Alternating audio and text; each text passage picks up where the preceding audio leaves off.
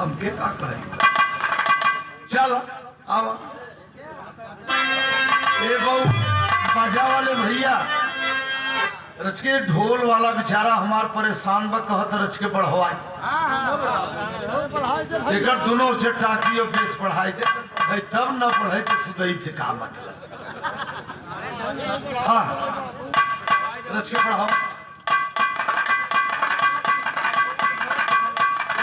Base देखा base नहीं तो हर थाने साउंड हो या वहां रखे है चलो ठीक है बहुत समय बीत जाए उसके बेस बढ़ाई दे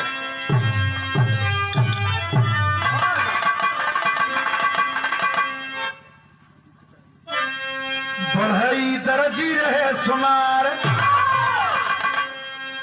बढ़ई दर्जी रहे सुनार और तीनों घर से भय लफार नीले घोर विपिन में डेरा दिहन गिराए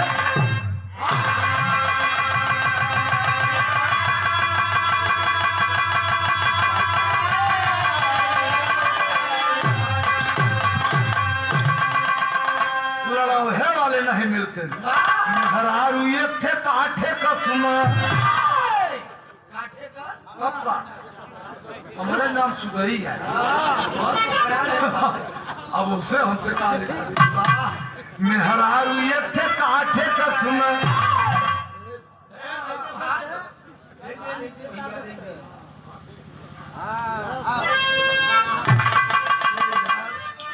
का कहिए बिगड़ा जाता बिरहो न लड़ौहे वाले मिले थे न तो लड़हे वाले मिले थे हमार सुमा तो खाली जेबा में हाथ नहीं सब बिरहा पैदा हो जाए वो बड़ी गोइया लेकिन मेहरारू ये थे काठे का सुना रामा रामा मेहरारू ये थे काठे का सुना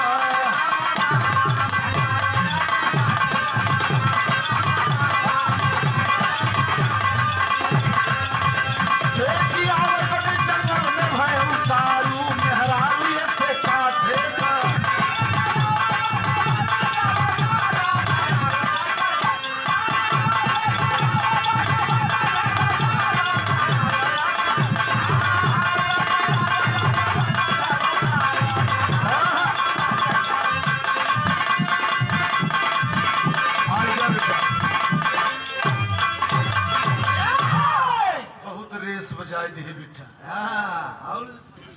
पेट जियावई बदे जंगल में भैन उतारू मेहरारू एक ठे काठे का सुना बढ़ई दर्जी सुनार तीनों आपस में विचार करके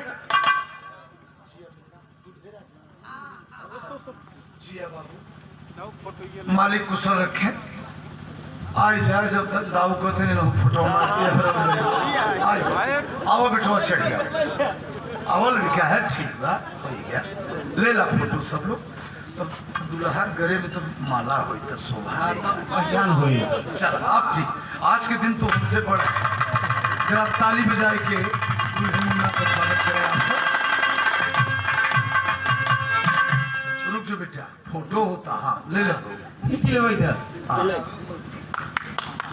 ठीक अरे जियो हो जवान लगाई दी है मेलावा जियो हो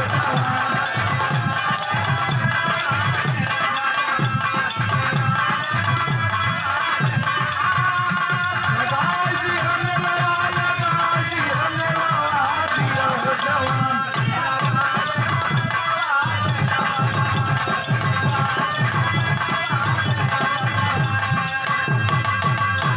दुल्हा दुल्हन के जब लागई जोड़ी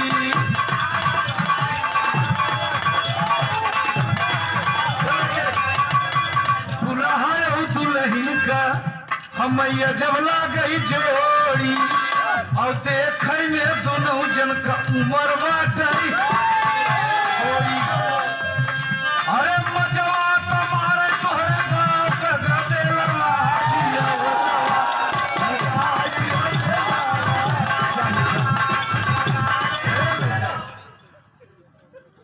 हम कही तो बिरहा हमरे पास पीएचडी हम कुछ बोलब तो गाय के बताई दे। 500 रुपए का पुरस्कार दूल्हे राजा कोर से याद रहे बाबू। और जो कन्या पक्ष की ओर से जो बिटिया के मैके से आए हैं अपने नात रिश्तेदार को बहुत बहुत नमन है। सकल समाज को प्रणाम। वर वधू को हमने कहा जैसा कि आशीर्वाद ईश्वर जोड़ी सलामत रखें। सकल पंच को नमस्ते हो। बिरहा में आ जाए बढ़ई दर्जी सुनार, ये तीनों पहुंच गए एक जंगल में। और जंगल में पहुंच गए घरे से गरीबी देखते हुए कहें यार कुछ कमाई धमाई किया जाए। बड़े भाई धीरज कुमार उर्फ चौधरी 51 रुपए का पुरस्कार। नमस्ते हो भैया के। सकल समाज को प्रणाम हो। आप लोग नौजवान साथी को। और जो गीत आपने अभी अभी सुना माहौल नहीं कह रहा है, हम लोगों के मुखार से शोभा नहीं देगा। वाह, क्षमा बड़ों को चाहिए छोटों को खुरा पात।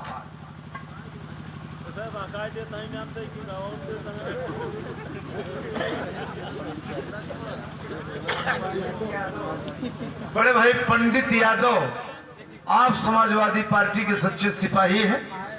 इंतजार है ना, अब देखा फसाओ मत हम हो। ये तो जाना था ही हम। लेकिन हम चंदौली में परसों बिरहा रहा अलीनगर, हम अखिलेश भाई के सुमिरन गाय के कोई से नेट पर आए नहीं हो कहा नहीं जाए हम बंद नहीं गाय दिया है। अरे भैया हम कहा हाँ तब का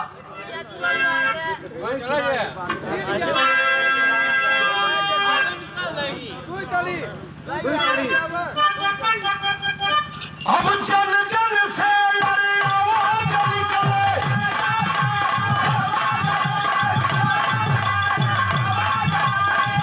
अरे जन जन से अब आवाज निकले।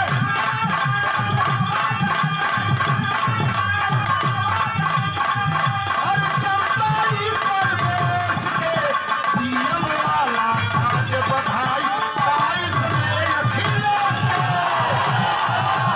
आज बधाई 22 में अखिलेश के।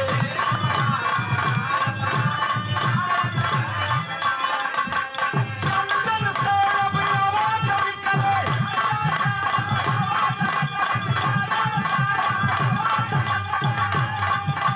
हर दिल से अब आवाज निकले।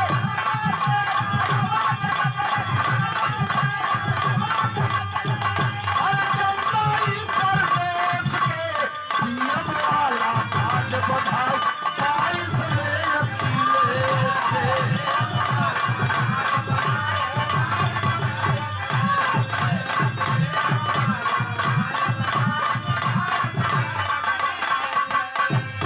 एक लाइन अंतरावा फुरतवा जया डंबर वाला पाना बाधा जी पाई।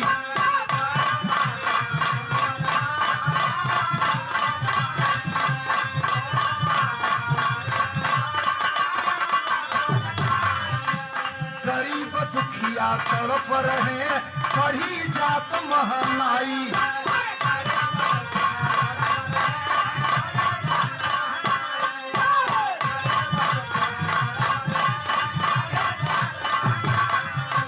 ये सब लुटेरा बेच के छोड़ी हई।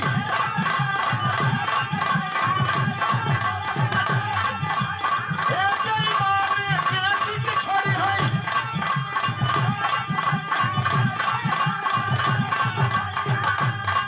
हर सुंदर हमारा देश के सीएम वाला आज बधाई 22 में अखिलेश के।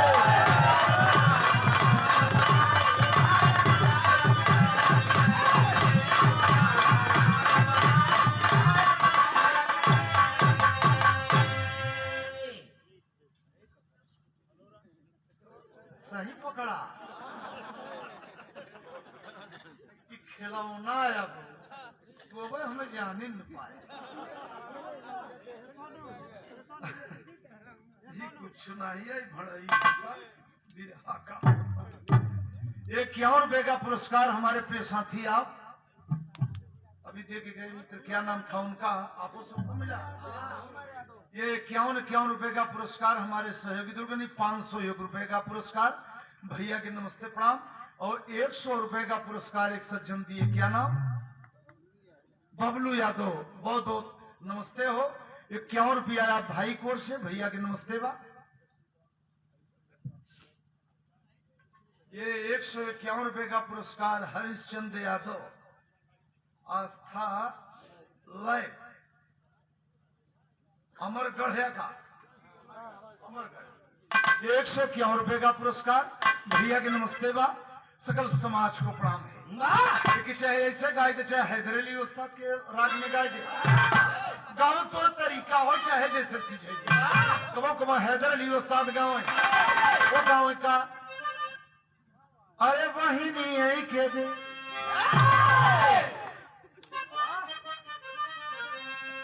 गाय हंचाल पक्के सीट में, अरे बहिनी यही के देश चलीनी प्राण प्यारी, बहिनी यही के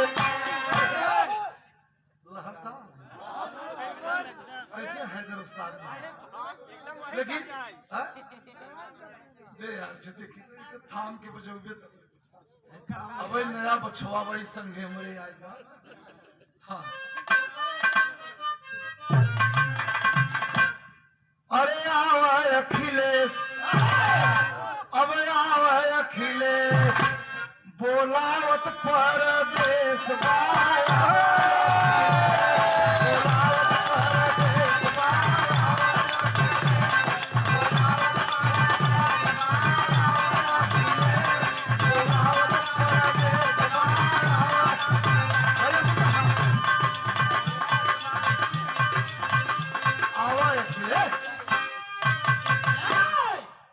अखिलेश तो है बोलावत परदेश बा, स्वर समाज का ई है आवाज हो,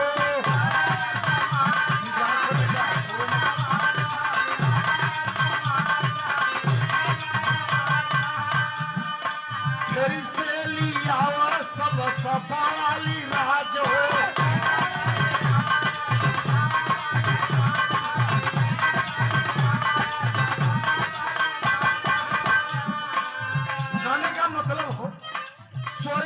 समाज का ई है आवाज हो, फेरी से लियावा सब सफा वाली, एहन बेईमान दिए देशवाई के ठेस हो, आवा अखिलेश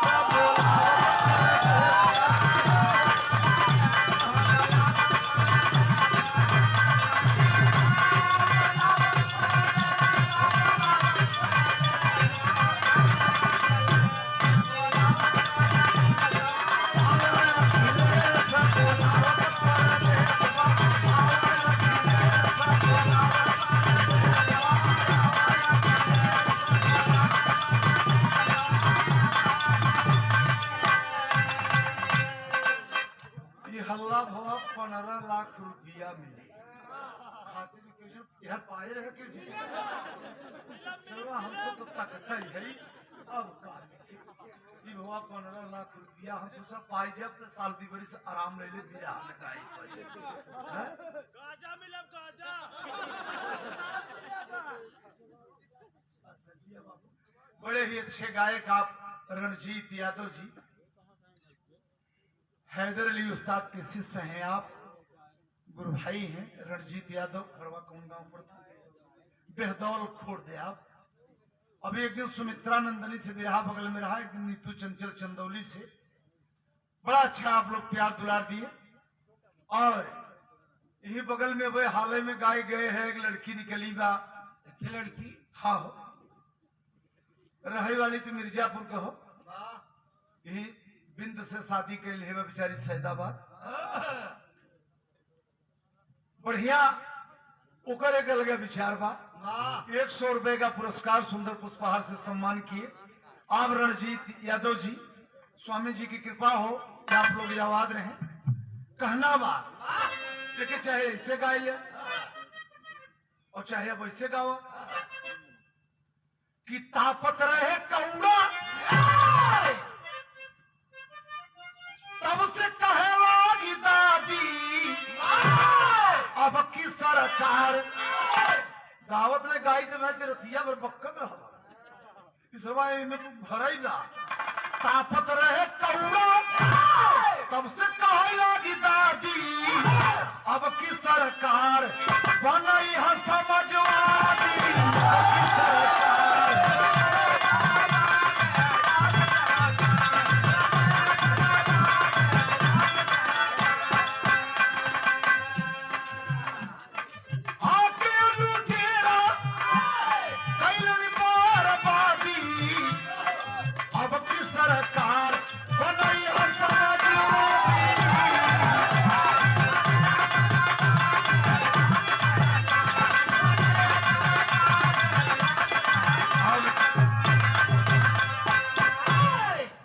चटनी चाटे भरे के देवा था पतरी और सागे दाई चटनी परोस देवे सुनोइया कहीं परोसोइया लंठवा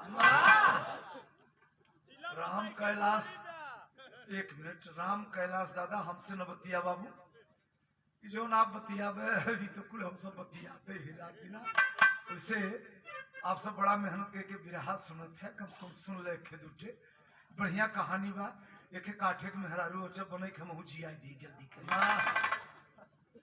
बढ़ई दर्जी सुना तीनों जंगल में पहुंच गए और घरे गरीबी से परेशान रहे और जब जंगल में पहुंचे तो अपन अपन अस्त्र शस्त्र लिए हैं और कहीं देखा भाई जंगल का मामला में कहें तब कहें देखा भाई 2 जन सोवा और 1 जने नहीं कोनो जनावर ही खतरा कह दी कहीं पहले जागे के कहीं पहले बढ़ई के नंबर लगाए थे बढ़ई माने हाँ अब एक तर्ज लगा था यहाँ हैदर अली उस्ताद गाँव का भूख और सभी गवैया गाए कि काल का तवा से बलमा मोर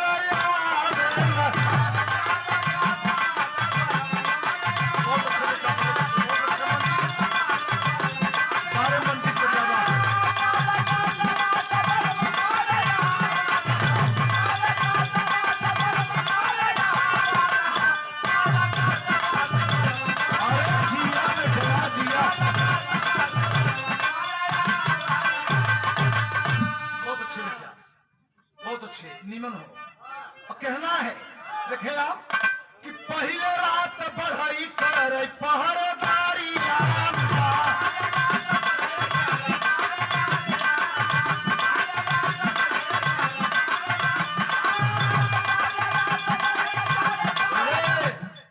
दो बिरहा गावे के बाबू अब एक बिरहा का लाइन बिगड़ी जाता बिरहा का पहले रात बढ़ई करे पहरे दरिया ना जब 2 जने सोए सुनारो दर्जी तो बढ़ई अपन बसुला रुखान और मुन्ना लाल आरी एक जंगल का वृक्ष काट लिया और काट के 1 नंबर का काठे के मेहरारू बना दिया इतना बढ़िया गढ़ दिया कि एकदम कपार मुंह हाथ गोड़ अंगुली पेट पीठ नेकुरा गाल सब कुछ एकदम बल्कि दूठे परम बाबा भी बना दिया परम बाबा का हो अब अभी के अब सब समझ गए तो यार नहीं समझे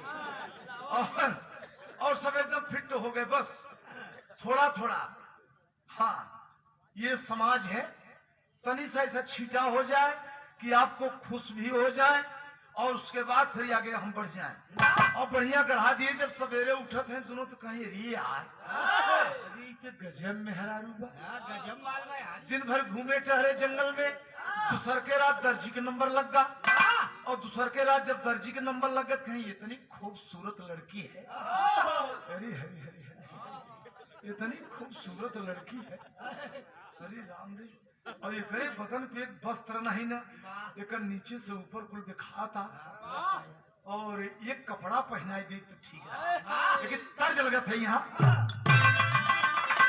तर्ज गावत रहन बाबू राम कैलाश अच्छे कलाकार है उनकर एक नाती गावत है आप सबके बीच में आई हो प्रेमचंद अच्छा लड़का गा रहा हमसे एक ही बार अभी गाया प्रेमचंद जौनपुर में ओकर बाद के भैया तो कजनी कैसन गावत है कि हमार बीरे हो तोहरे एगो जमत हम कहा जब यार वो तो रखे रहबे अब झूरे गेहूं बोई देवे तो जामे पलेवा कह की बो तब न जामे।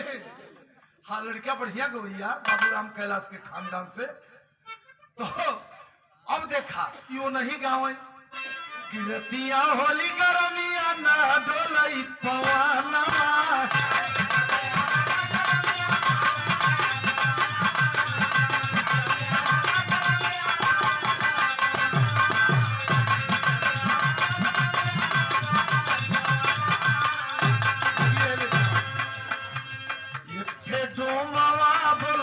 तुझे देनिया भी नहीं गई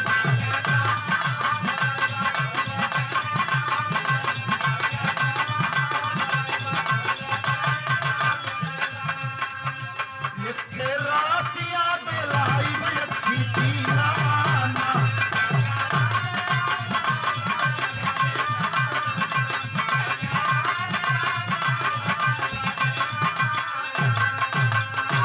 दूसरे रात दर्जी सी ऐसा लवारियाना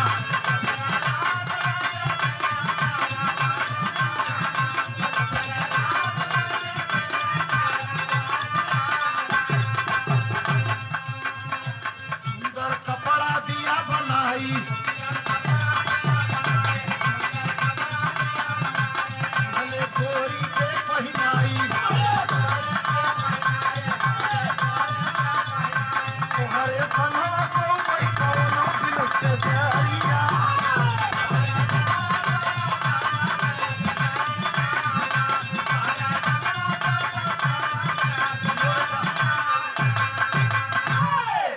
अच्छा से कपड़ा पहना दिया और मन में हर्ष रखा कि कोनो दिन आपके साथ हम सुहाग मनाएंगे। अभी दर्जी के मन में भाव आ गया। अब वो दिन हाँ हो कपड़ा पहनाएगा। अब तीसर के रात अब सुनारे के नंबर आ गया। वो कहे यार इतनी खूबसूरत लड़की और इतनी बढ़िया कर दिए बढ़ई जी और हमारे दर्जी साहब मित्र इतना बढ़िया सलवार समीज सब बना दिए।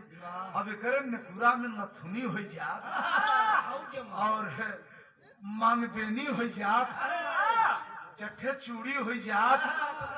हाँ और का बोल जात है रचे 7 चुटकी मांगे में सिंदूर हो जात और रचे गोड़े में घुघुरहवा अब सोनार विचार करता देखिए बिरहा में बहुत तर्ज लगत है। ये मुन्ना इहो बाबू देखा राम कैलाश पंधारी दादा और झूसी नरेश का नाम रहा बाबू रामधार झूसी नरेश माना जात रहे। ऐसे कवियों को कोट कोट सुदई राम यादव प्रणाम करता है। अब बिरहा कहाँ गावा जाता खाली बस संगे एक लगा रहा जाता बिरहा कहाँ बिरहा तो बिरहा होता और जाना भी जाता बिरहा हो का चीज लेकिन जनौबे कहाँ जब क्यों जनावर हो क्यों जब ओके जान जाए तब तक जब वो जने वाला नहीं बस तू जनाई के का करबे। ए साथिया ये तनई नहीं ये झूसी नरेश दादा रामधार पूज्य बाबू पंधारी हमारे गोपीगंज लाला नगर बढ़ोर के हमारे गुरुजी रामधार मना पुरसुरियावा के प्रजापति जी अब रणजीत जानते होंगे चंग के कलाकार रहे।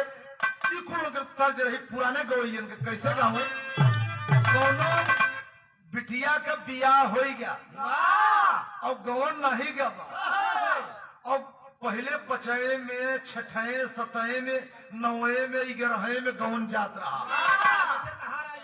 हमार तो नवे में आई रहा भाई। अच्छा तो तू हमार गवनवा ले दे के का करबा भाई। अच्छा तब तई लोग गाँव तो ननदिया का उम्र समय जैसा कि इशारा रहा जवानी तो जवानी होते लेकिन जवानी के अर्थ 4 ठे होते लवंडा रोशन बुड़री बंद पलंग तोड़ 1 ठे तय बताओ तू कौन में है। हम यह समय लवंडा रोशन में है आई पलंग तोड़ में बा मुन्ना लाल बुड़री बंद में है। ये साथिया ये तो नहीं अब तो गाँव ननदिया अपने भौजाई से कहता कैसे मुन्ना उत्पत्ति बढ़ जाए क्या उन्हीं से मुन्ना ए बहू रच का हारमोनिया रच का थोड़ा अरे कहत है भाई अब ये प्रतापगढ़ वाले भाई हरे कहीं सुदई बाजे में विपदा है तो हम वो लजात है कैसे बस बस बस हमसे एक करी बात भाई देते हाँ ये भी देखा पहले हाँ देखा बस अच्छा भाई तुम्हारी यार है काम हाँ चल न बढ़त कहीं तो ढोलिए खराब बात अब सही में बेटा चला चल बात से मेहनत कर यही कथा अरे कहीं ना भौजी जी से कहीं गई मेरा गवना न तो चाहे पूरा दौरी और न चाहे गहना मिर्जापुरी का चौका चाहे बनारस का गलना और लोइया काटत निपोर ही लई दौलत की बात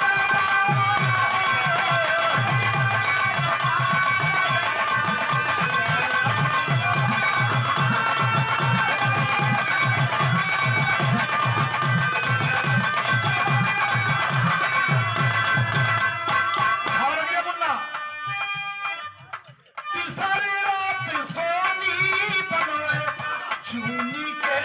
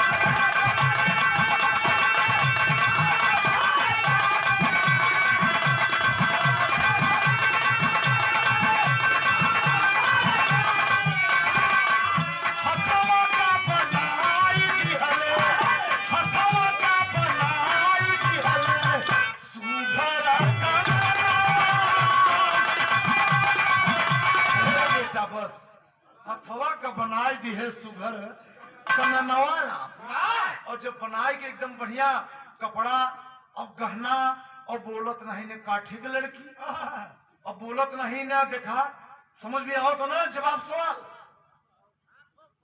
यही हो था विराह के मतलब देखा कि पत्थर का मूर्ति नहीं बोले तो ब्रह्मा का पनिये छलक अब हम हो के हो से जियो आई थे ना देखत कब का यार था ना त्योहार की तो कहीं कहिए बक्की के छोड़ दिया अब देखा अब बड़ा प्रेम से और तीनों मग्न हैं और तब तक तीन ठे भीख मंगा पहुंच गए भीख मांगे वही दुल्हनिया का घूघट उगट वहां काट के बनाए हैं और हम तीनों चला गए तो जंगल में फिर अपन लकड़ी फकड़ी काटे और तब से हर तीन ठे भिखारी पहुंच गए कहीं ये दुल्हन ते भीख दे दा ये दुल्हन तनी भीख दे दा अब काठे के लड़की ने बोले कि डोले के तो तीन में से मिला कहा ए तय जेठाऊ तो लग गई ऐसे तो उसे नहीं बोला था तय बगल हो देखवा कहा था हम तो जेठौते लागब ससुर तू ससुर लगबे तू बगल हो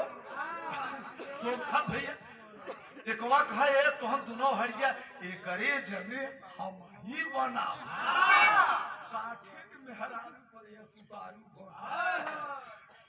बतावल और तब तक उसी समय पर पार्वती और भोलेनाथ जंगल में घूमत घूमते अपन आई गए और जब आई गए देखा तो तीनों कटोरा ले कोई से भीख मांगत है कहीं दे दा दुल्हन, ए दुल्हन कुछ दे दे, हाँ दे दे, ए दुल्हन दे दे, हाँ काठे का लड़की सोमनाथ का कहे भा, ए दुल्हन कुछ दे दे। अब दुल्हन तो बोलता ही नहीं बा, तो तीनों जो बने रहे वो हनऊ अपन आई गए। और तब तक भोलेनाथ माता पार्वती कह रे बड़ी सुंदर लड़की, कहें देखा के वो कहे हमार मेहरारू कहे हमार। और जब पार्वती गई, जब मेहरारू मेहरारू के ज्यादा प्यार करत थी, और जब पार्वती गई कहीं ए बिटिया, और वो तो काठे को ठंगाई बा। तो भोलेनाथ से कहा कहो ये लड़किया तो काठे के बा, कहे का कहो, कहे हाँ, कहे भोलेनाथ कहे तनी ढेला हवा बिल टोवत पार्वती, तनी ढेला हवा बिल टोवता। और जब जाते ढेला हवा बिल महाराज के लगे हाथ दबाओ तो लकड़ी सार दबे। अरे कहे करे चमड़ा नहीं बा, अरे कहे कुल गड़बड़ बा। अब पार्वती छैलाई कहीं इतनी सुंदर लड़की भाई के जिंदा करा, तो ब्रह्म के भाई तो शंकर जी रहे, कहे के जिंदा करा। विरहा जगत में टेरी के भाव कैसे,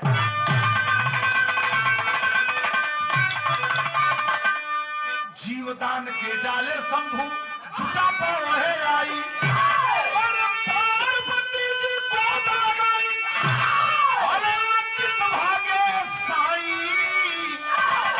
मेहरारू इकट्ठे काठे का सुना, मेहरारू इकट्ठे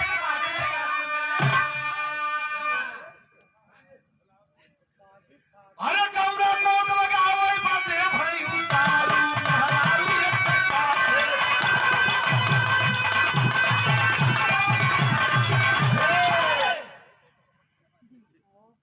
कहीं एक लड़की ले चलब कैलाश पर, पार्वती महारानी कहे भोलेनाथ से कहीं एक लड़की ले चलब कैलाश पर।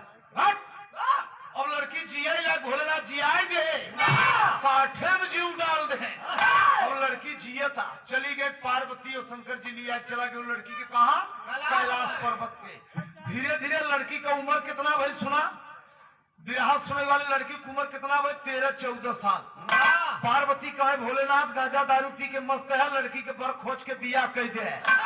अब चल लड़की के बर खोज के बिया कह दे। भोले बाबा बर खोजे चला जाते, कहाँ गए राजा इंद्र के लगे। और इंद्र के जब देखे तो वही लड़कियां जोगे, काठे के लड़कियां जोगे दुल्हा मिल गए राजा इंद्र। और इंद्र के तिलक पर अच्छा दे के लगन धराए चलायन घरे। पार्वती महारानी पूछी कहे लड़किया कहाँ पाया, कहे राजा इंद्र के तिलक दे दिया, कहे दत्ता है।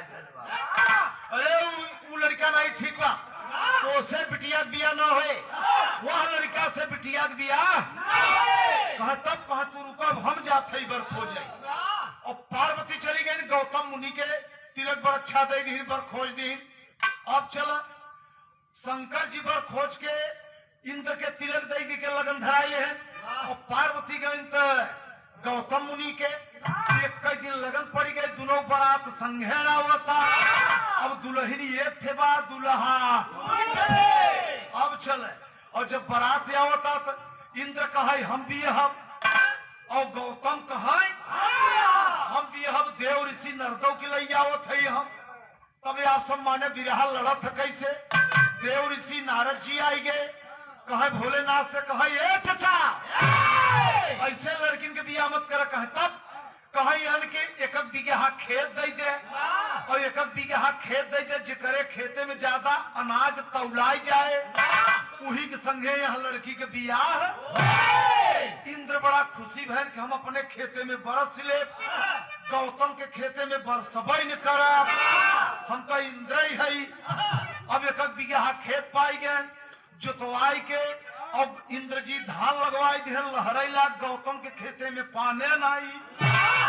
पार्वती कहें हमार दमाद तो हार जाए और बहुरहू के दमाद जीत जाए, अब का हो। वही अपने पार्वती के बेटवा गणेश के बोलाइन, कहे ये बेटवा कहे का, कहे मामला हमार फंसा तो कहे का, कहे अपने तो कुल कम से कम नहीं 20-25 हजार अपन चूहा बोलावत है, कहे 20-25 हजार अपन कम से कम लाखन चूहा बोलावत मूस। गणेश जी के कहें कहे बेटवा बोलाओ अपने गण के, तो कहे का करबू माता जी, कहे इंदरवा का कुल डरवे मुसवन से चलवाई दे। हम कुल बिलिये चलवाई देते और कुल इंदरवा बरसत अपने खेते में तो पनिया निकल के हमारे तो दवा करे। अब इंद्र जी और गणेश जी माता के बात सुन के कुल अपने चूहा के बुलाए ले कहे काम करे यही आर्डर बा कि जल्दी इंद्र का डांट चालत। अब जब जहां 1 लाख चूहा लपटिया गया तो सरवा डांट था में 4 ठे लपटिया गया था डांट नहीं बना था साढ़ में जहां इतना लपटिया गया कुल डणवे चाव दे पानी इंद्र को होई के गौतम के खेते में। अब इनकर धान लग गया उनको झुराए लगा रोज बरसत है अब उनमें पानी टिका तो कुल हर जाता। तो पार्वती कहे बेटवा एक काम और कह देते कहे अपने चूहोवन से कह देते इंद्रवा का कच्चे धनवा मुंह से काट काट गिराई देते। देखा गेहूं काटत है ननमूस देखा काट काट गिराई दे। अब देखा हम गाये जाई तू अपने हंसी ले तब ना गिरा हम गाये जाई बिना बताए तू तब भी रहा। अब हर कुल हो गया और जब धान तैयार हो गया तो उलाय लग तो 3 हिस्सा हो गया गौतम का और 1 हिस्सा हो गया इंद्र का। कहे एक काम करे कहे बिटिया के ब्याह नारद जी कहे अभी गौतम मुनि के संगे हो। याद रखे बिरहा सुनने वाले और ओरिजिनल शास्त्र की कहानी ये ब्याह होगा अब इंद्र के साथ नहीं होगा। अब ये बिटिया का ब्याह होगा गौतम मुनि के साथ। अब गौतम मुनि के ब्याह हो गया इंद्र का भवन किया वो लिया कि चल रहे हैं। अब अपमानित तो हो गए इंद्र जी कि देखा शंकर जी हमें तिलक पर अच्छा दे ना पार्वती गौतम मुनि के। अब एक खेत अन्न बढ़ गया तो मेहरारू लग गया ही। अब का होता बिरहा जगत में आल्हा काट के खड़ी लग गई बेटा।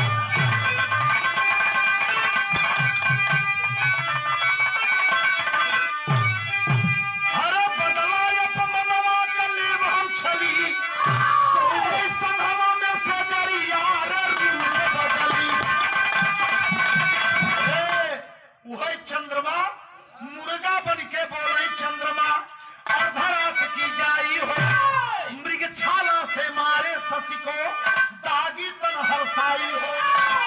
वही चंद्रमा में दागी बा मुर्गा बन के गौतम मुनि के मकान में बोला रहे जौन की वो चला गए गंगा ढी तो गंगा जी कहे तोरे घर में भड़ुआ घुसावा। अब उही बिटिया का नाम पड़ा बाद में अहिल्या।